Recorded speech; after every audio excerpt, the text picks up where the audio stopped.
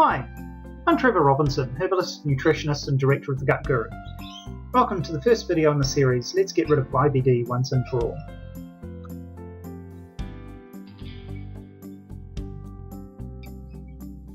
In the hundreds of people I've treated, inflammation plays a major part in Crohn's and colitis.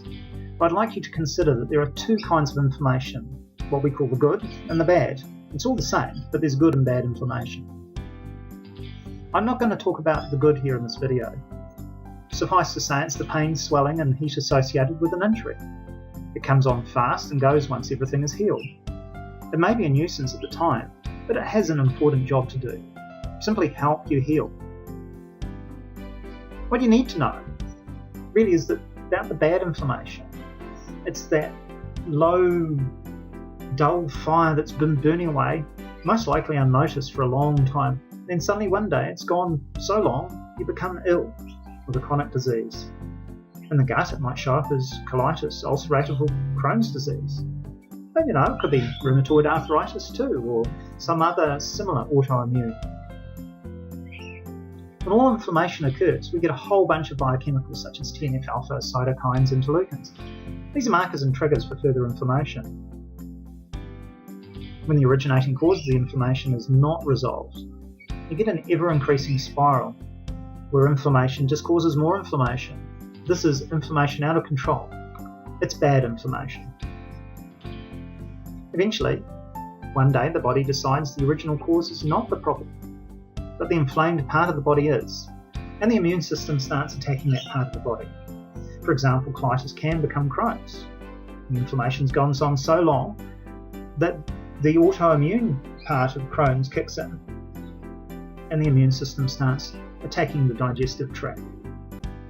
They're related illnesses. They both involve the digestive tract. Sure, one's restricted to the large intestine, but they all involve inflammation, and that's the fundamental underlying major component to exacerbating and often causing. The cause is always the key, but the secret about inflammation is elimination, not suppression. Now, the cause needs to be looked at, and often that takes time to find. That's whatever's happening on underneath that caused the inflammation to occur in the first place. But suppressing it like they commonly done within most treatment protocols doesn't solve the inflammation problem. It doesn't remove the cause. We need to put out the fire permanently. But to put out the fire, we need to understand how the fire is maintained and where is it coming from. It comes from our lifestyle, particularly our food lifestyle. It is heavily influenced by stress and anxiety, and these come from work, family, friends, social activities. Quite broad. So much stuff influences it. What exactly is causing it for you? Hard to say. In the Western world, getting rid of stress and anxiety is pretty hard. You may not be able to do things around it within your work or employment, but it is a major contributor. So what do? We remove or reduce whatever we can. We cool things down and we repair. So to remove, we look at the trigger foods. What induces an attack? What causes key things to be a problem? And trigger foods in a lot of people tend to be dairy, gluten and alcohol. There's a whole bunch of other things, but these are common trigger foods. Then we look at the inflammatory causing foods and we start reducing the amount of those that make up the diet. Reduce the proportions. Now, inflammatory foods are processed, packaged or prepared items, hydrogenated and trans fats, so things like your margarine spreads. Fried foods, red meats. In fact, most animal protein sources tend to be inflammatory causing.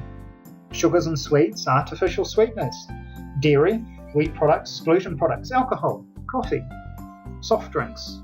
In fact, did you know soft drinks even have acid in them to help keep the bubbles in it? They add phosphoric acid.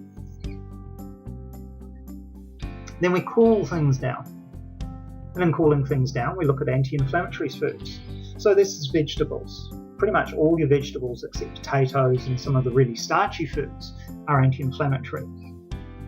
But green leafy vegetables are the big things. Then there's spices like turmeric and coriander leaves. Then beans and lentils. This is the dry variety. You can have things like oilfish, like salmon. Yes, it's a meat, but it contains lots of omega-3s, and omega-3s are anti-inflammatory. So if you find it difficult eating a lot of anti-inflammatory foods, particularly the oil fishes, look at fish oil supplements, vitamin C. Take up meditation. Meditation's been shown by trials to reduce inflammation. And then we can do things like detoxing or cleansing the liver so that it actually removes the inflammatory causing chemicals before they become a problem. And while we're doing all the cooling, we can start repairing. And in repairing, we're using things like slippery elm and marshmallow root, who do wonderful things for healing that mucosal lining that lines the digestive tract. We modulate the immune system so that it doesn't want to start attacking the body. We utilise adaptogenic herbs so that the body responds in a more controlled way to stress. It's not overreactive or overreactionary, or occasionally underreactive. We do definitely need to modulate the immune, because modulation is better than suppression. Modulation means that you don't get sick easily. And who wants to be on immune suppressing drugs that have rather interesting side effects longer term in life? In all Crohn's cases, testing has found that TNF-alpha is significantly raised in the mucosa, the body's internal lining. Now, TNF-alpha is an inflammatory marker that indicates a significant underlying inflammatory cause to IBD. And we can manage TNF-alpha with something like St Mary's thistle. And you don't even need much of it. You probably got this far because you or someone you know is suffering from colitis or Crohn's. It's time to give it the boot and get back to normality, a life where the discomfort is rare, not common, and there's no more panic toilet runs. What would you do if you're given the opportunity to make a change and feel normal again? There is a choice. Do you carry on as you are and live with it, feeling limited and frustrated, suffering with panic toilet runs? Or do you take the step and make a change? Look for the cause.